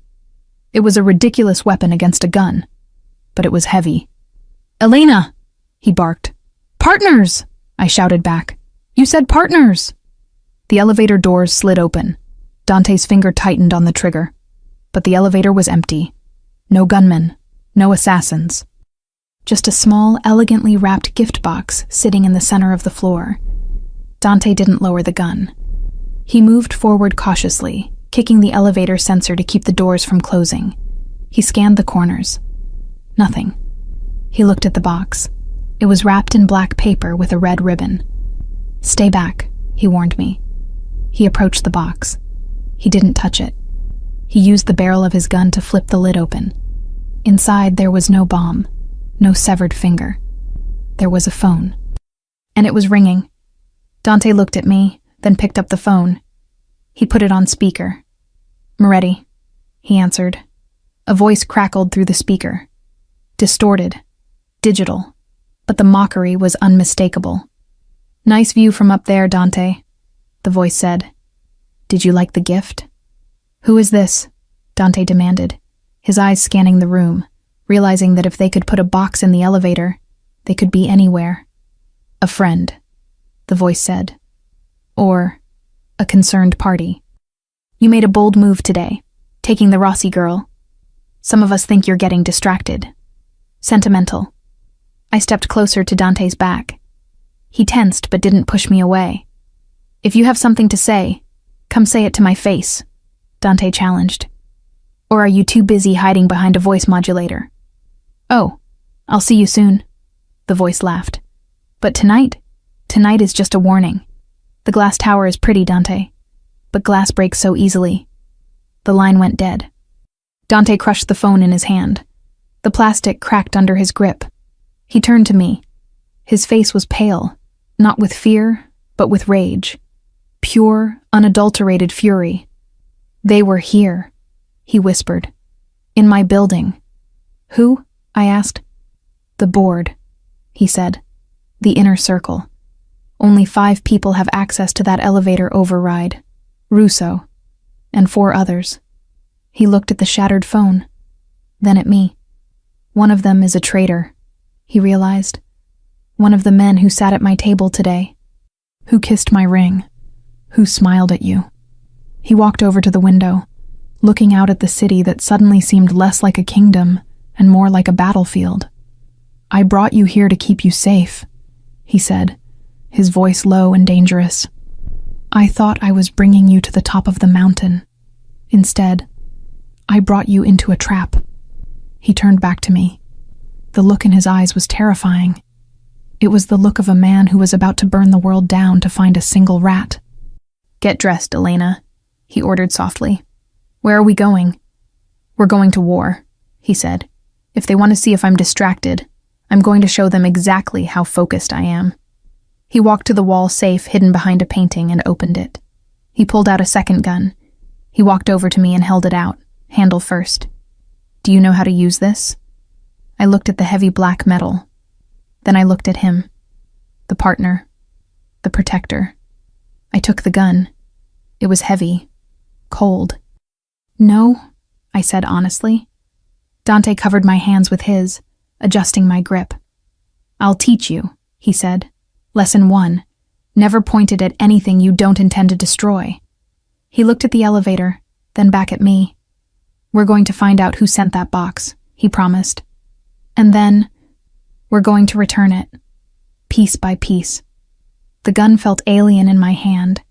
It was a Glock 19, matte black, cold, and surprisingly heavy. It didn't feel like a tool of protection. It felt like a promise of violence. "Finger off the trigger," James corrected me. His voice was calm, a stark contrast to the storm raging in his eyes. He stood behind me in the center of the penthouse living room, his chest pressed against my back, his arms guiding mine. "Until you are ready to destroy what is in front of you, the finger stays on the frame. Here." He moved my index finger to the side of the gun. The skin-on-skin contact was electric, grounding me in the reality of the moment. We weren't lovers embracing in the moonlight anymore. We were soldiers preparing for a siege. "Who do you think it is?" I asked, lowering the weapon. My arms ached from the tension. "Russo? He hated me at the meeting." James stepped back, pacing the room like a caged tiger. He walked over to the gift box that still sat on the floor, the black box that had delivered the threat. "Russo is a loudmouth," James dismissed. "He barks so everyone knows he's there. This..." He gestured to the empty elevator. "This was quiet, calculated. Russo would have sent a thug to break my legs. He wouldn't have hacked my security system to leave a riddle. So it's one of the others," I reasoned, staring at the black wrapping paper. 5 men sat at that table. 4 now, James corrected. "If we exclude Russo." He picked up the phone that had been in the box. It was crushed. Useless. He tossed it onto the sofa. "I need to listen to the call again," I said suddenly. James looked at me. "Why?" It was a voice modulator, impossible to trace. "Not the voice," I said, walking over to the security panel on the wall where the audio file was saved. The background. There was something. James didn't argue. He tapped the screen. The distorted voice filled the room again. "Nice view from up there, James. The glass tower is pretty. Glass breaks so easily." I closed my eyes, blocking out the visual of the luxury apartment, focusing entirely on the sound. I listened past the digital distortion, past the mockery. "Play it again," I said. "Louder." James adjusted the volume. "Bold move today, taking the Rossi girl." "Stop." I opened my eyes. "Did you hear that?" "Hear what?" James frowned. "Static?" "No." I shook my head, my mind racing back to the boardroom meeting, replaying the images of the men sitting there. It wasn't static. It was a click, a metallic snick hiss sound, 3 times in the background. "A lighter," James realized, his eyes narrowing. "A specific lighter," I corrected. "My father smoked cheap cigars. He used plastic lighters that made a scraping sound. This sound, it was heavy, distinctive, like a Zippo but sharper." I turned to James. "Who was smoking at the meeting?" "No one," James said. "I don't allow smoking in the war room." "Exactly," I said, the pieces clicking into place. "Which means the person was fidgeting with it. Nervous energy. Opening and closing the lid. Click, click, click." I walked over to the table where the meeting had taken place earlier. I closed my eyes, visualizing the seating arrangement. Russo was opposite me. To his right was Venezia, the old man who fell asleep. To his left, Conti. James finished the sentence. The name hung in the air like smoke. "Alessandro Conti," I whispered. "The young one. The one in the gray suit who didn't say a word." He had a silver lighter on the table next to his notebook. He kept playing with it while I was talking about the bronze statues. James's expression turned into a mask of terrifying clarity. "Conti," he growled. "He's ambitious. He thinks I'm too old-fashioned. He thinks the family should move into synthetics and trafficking. Lines I refuse to cross." "He called you sentimental," I reminded him. "He thinks you're weak because you chose me." James walked to the closet. He pulled out a black dress shirt and tossed it on the sofa, then began stripping off the one he was wearing. "He thinks I'm weak?" James said, his voice dropping to a lethal whisper. "Then let's show him exactly what kind of monster he woke up." "What are we going to do?" I asked. James pulled the fresh shirt on, fastening the buttons with precise, angry movements. He strapped his shoulder holster back on. "Conti runs a club downtown, the Inferno," James explained. "He holds court there on Saturday nights. He'll be there right now, celebrating his little prank, waiting for me to panic and lock down the tower." He turned to me. He looked me up and down. At the oversized white shirt I was still wearing, my bare legs, my washed face. "Get dressed, Mia," he ordered. "Put on the black pantsuit you tried on at the boutique. Slick your hair back." "We're going to a club?" "No," James said, checking the magazine of his gun. "We are going to a public execution. Not a physical one. I can't kill a capo without proof or a trial. It would start a civil war. But I am going to walk into his territory, look him in the eye, and let him know that I know." Psychological warfare, I realized. Exactly. James walked over to me. He placed his hands on my face, his thumbs brushing my cheekbones. He expects you to be hiding under the bed, crying. He expects me to be frantic. Instead, we're going to walk through his front door like we own the place. We are going to drink his champagne. And you, he leaned in, his lips brushing my ear. You are going to smile at him. You are going to look at him with those defiant eyes, and you are going to make him sweat. The Inferno lived up to its name. It was a cavern of red lights, throbbing bass, and bodies moving in a synchronized frenzy. The air smelled of sweat, expensive vodka, and desperation. We didn't wait in line. The bouncers took one look at James and parted like the Red Sea. Their faces went pale. They whispered into their headsets, alerting the boss that the devil had just arrived. I walked beside James. I was wearing the black tailored suit, sharp shoulders, deep V neckline, wide-leg trousers that swished as I moved. My hair was pulled back in a severe, high ponytail. I wore no jewelry except for the massive diamond engagement ring James had slipped on my finger in the car. "Stay close," James murmured, his hand resting on the small of my back. "Don't let go of my arm." We moved through the crowd. The music was deafening, a physical force thumping in my chest. People stared. They recognized James. The whispers started, spreading across the dance floor faster than the beat. "Dawn Moretti is here. Who is the woman? She looks like a blade."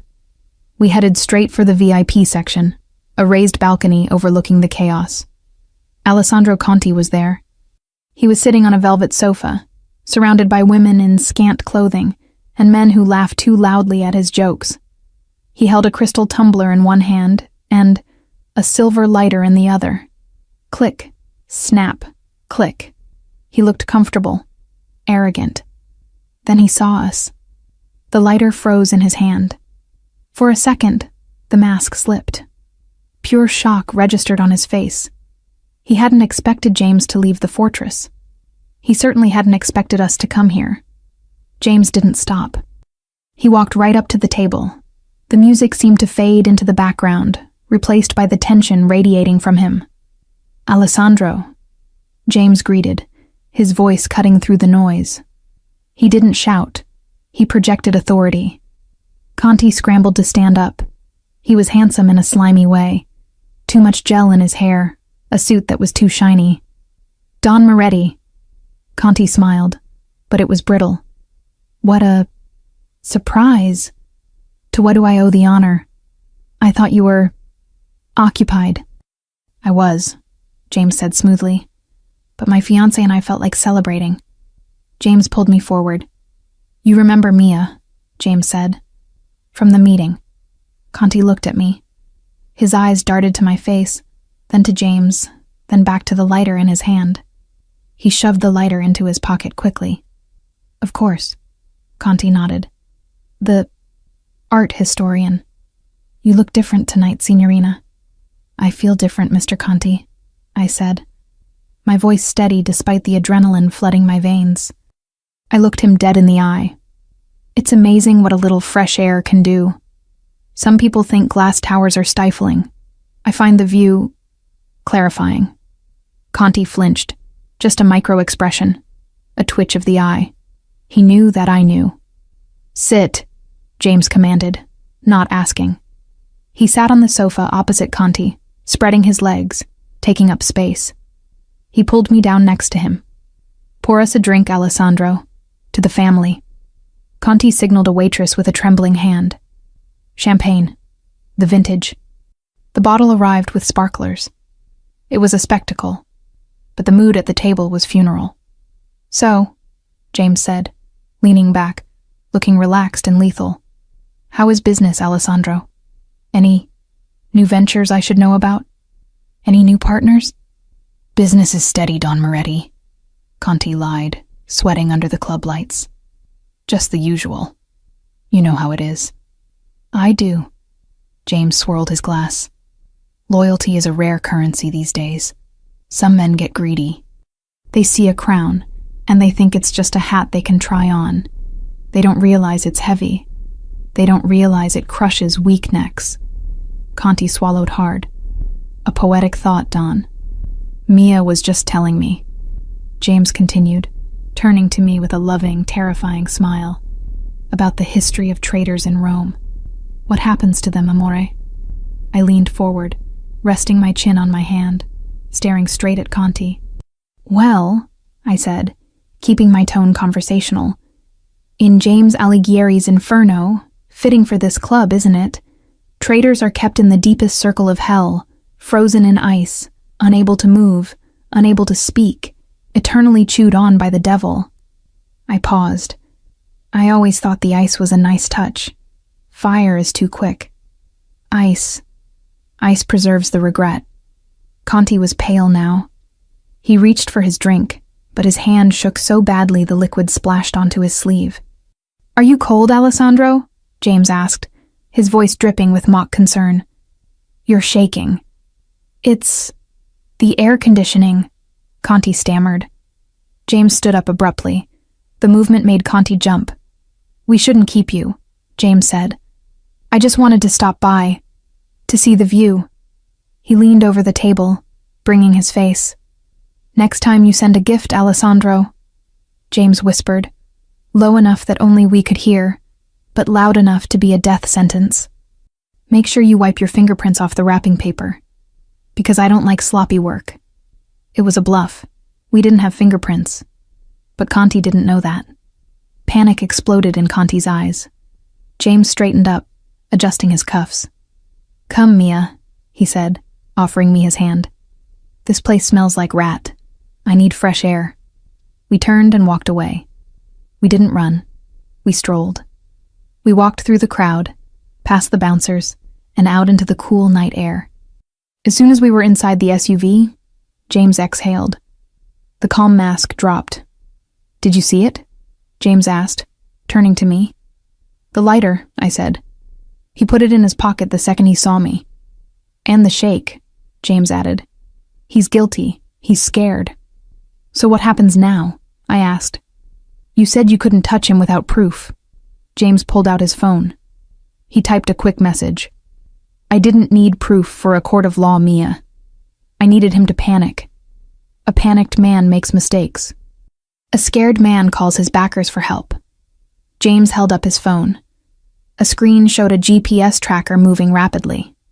"He's leaving the club," James said grimly. "Right now. He's running." "Running where?" "To whoever put him up to this," James said. "Conti doesn't have the brains to hack my elevator. He has a backer, and he's going to lead us straight to them." James started the engine. The SUV roared to life. "Tonight ends," James said, looking at me with a fierce pride, "with the snake eating its own tail. You did good, Mia. You terrified him." "I learned from the best," I said, my hand finding his on the gear shift. "Hang on," James warned, shifting into gear. "We're going hunting." The car surged forward into the night, following the digital dot that represented the life of a traitor. The investigation was over. The hunt had begun. And for the first time, I wasn't the prey. I was the hunter's partner. The city blurred past the windows of the SUV, a streak of neon lights and rain-slicked asphalt. James drove with terrifying precision. He didn't speed recklessly. He moved like a shark through water, cutting through traffic with calculated aggression. His silence filled the car, heavy and sharp. "He's heading to the port," James said, his eyes flicking to the GPS tracker on the dashboard. "Pier 4. My stomach tightened. Pier 4 is abandoned. It's where the old shipping containers are stacked. It's a maze." "You know it." James glanced at me. "That's where the colony of stray cats lives," I whispered, clutching the door handle. "I go there 3 nights a week. I know every rust spot, every broken fence." James's hand left the gear shift and covered mine for a brief second. A silent acknowledgement. "You are not a passenger. You are a guide." "Then you are my eyes," he said. "When we get there, you tell me the choke points. But you stay in the car, Mia. That is non-negotiable." "James, non-negotiable." The tone was final. We arrived 10 minutes later. The rain had turned into a downpour, drumming rhythmically against the armored roof. The pier was a graveyard of steel, towering stacks of rusted shipping containers creating narrow, dark canyons. James killed the headlights. We rolled to a silent stop behind a stack of crates. Through the rain-streaked windshield, we saw it. Alessandro Conti's sports car was parked under a flickering halogen light. He was standing outside, shivering, arguing with 2 men in heavy gray coats. Russians. The backers. "They're not happy with him," James observed, his voice calm. "He failed. He panicked. Now he's a liability to them." I watched the scene. The body language was violent. One of the Russians shoved Conti. Conti stumbled back, pleading, his hands raised. "Stay here," James ordered. He checked his gun one last time. "Lock the doors." He slipped out of the car, dissolving into the shadows and the rain like he was made of them. I sat there, my heart hammering against my ribs. I watched James move. He was a phantom. He flanked them, using the noise of the rain to mask his approach. But then, I saw something James couldn't see. From the container directly above the Russians, a shadow moved. A sniper? A lookout? He was raising a rifle, aiming down at the spot where James would emerge. I couldn't scream. The windows were armored. They wouldn't hear me. If I opened the door, I'd alert them. I looked at the dashboard. The headlights control. I didn't think. I acted. I slammed my hand onto the high beam switch. The SUV's LED headlights exploded into life, cutting through the darkness like twin lasers. The sudden blinding light hit the Russians and Conti directly in the face. They flinched, shielding their eyes, blinded by the glare. The lookout on the container jerked, his aim ruined. Bang. Bang. 2 shots rang out. Not from the lookout, from the shadows. James stepped out, gun raised, smoke mingling with the rain. The 2 Russians dropped to their knees, clutching their legs. Precise, disabling shots. James didn't kill unless he had to. He preferred to leave messages. The lookout scrambled, trying to flee across the container tops, but he slipped on the wet metal and disappeared into the night. Conti was left standing alone, blinking in the headlights, trembling. James walked up to him. He didn't run. He walked with the terrifying slowness of inevitable judgment. I couldn't stay in the car anymore. I unlocked the door and stepped out into the rain. The water soaked my black suit instantly, plastering the fabric to my skin, but I didn't feel the cold. "James!" I called out. James spun around, fury in his eyes for a moment because I had disobeyed him, but it softened when he saw I was safe. He turned back to Conti. "You brought foreigners into our city, Alessandro," James said, his voice carrying over the sound of the rain. "You sold our secrets. You threatened my home. And for what? A promise of power? They said you were weak," Conti screamed, hysterical.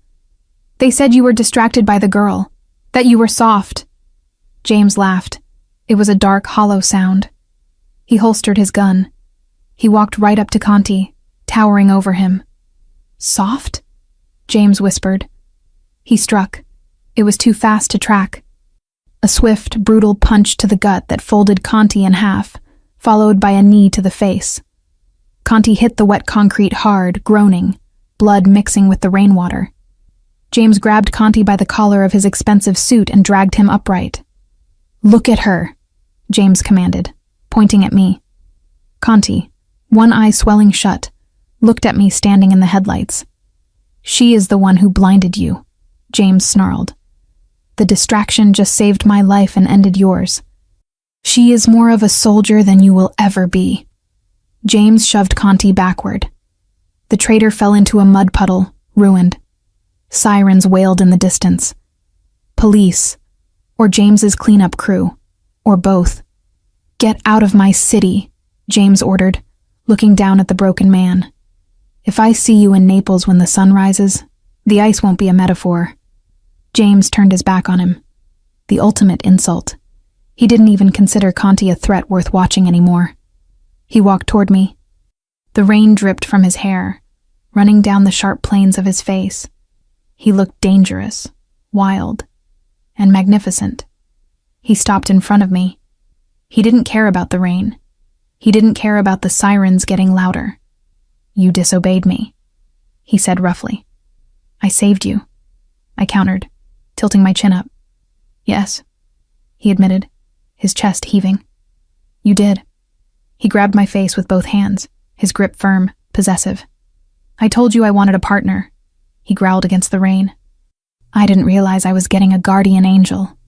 He kissed me. It was desperate and wet and tasted of adrenaline. I wrapped my arms around his neck, pulling him closer, anchoring myself to him. In the middle of the chaos, surrounded by rusted steel and the echo of gunshots, I found the only peace I had ever known. 2 hours later. The penthouse was quiet. The fire in the massive stone hearth crackled, casting dancing orange shadows across the room. We had showered the docks off our skin. I was wearing a silk robe, one of the many things James had bought for me. He was in sweatpants, shirtless, towel drying his hair near the fire. The adrenaline had faded, leaving behind a bone-deep exhaustion, but also a strange, vibrating clarity. I walked into the room, holding something in my hands. James turned. He saw what I was holding. The mustard yellow wool sweater. The ugly disguise. I had retrieved it from the bottom of my suitcase. James stopped drying his hair. He watched me, his expression unreadable. I walked to the fireplace. The heat flushed my cheeks. "You asked me to burn it," I said, looking at the pilled, scratchy fabric. "That first night, you said it irritated my skin." "I remember," James said softly. "I kept it," I confessed, "because I was afraid. I thought I might need it again.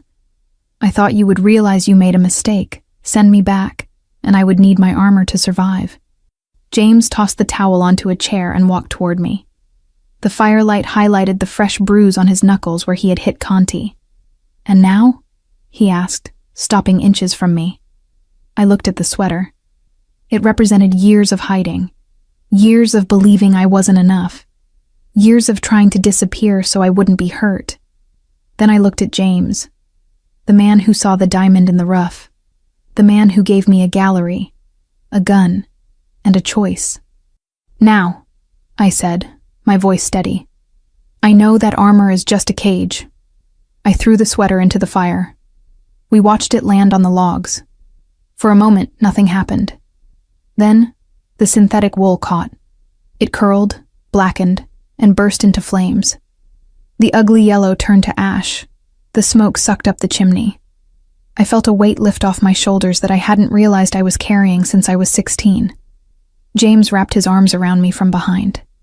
He buried his face in the crook of my neck, inhaling deeply. "It's gone," he murmured. "Yes." I leaned back into him. "Whatever happens next, I face it as myself." James turned me around in his arms. The look in his eyes was so tender it made my heart ache. It was the look of the teddy bear, the soft, devoted creature that lived inside the monster, existing only for me. "Marry me," he said.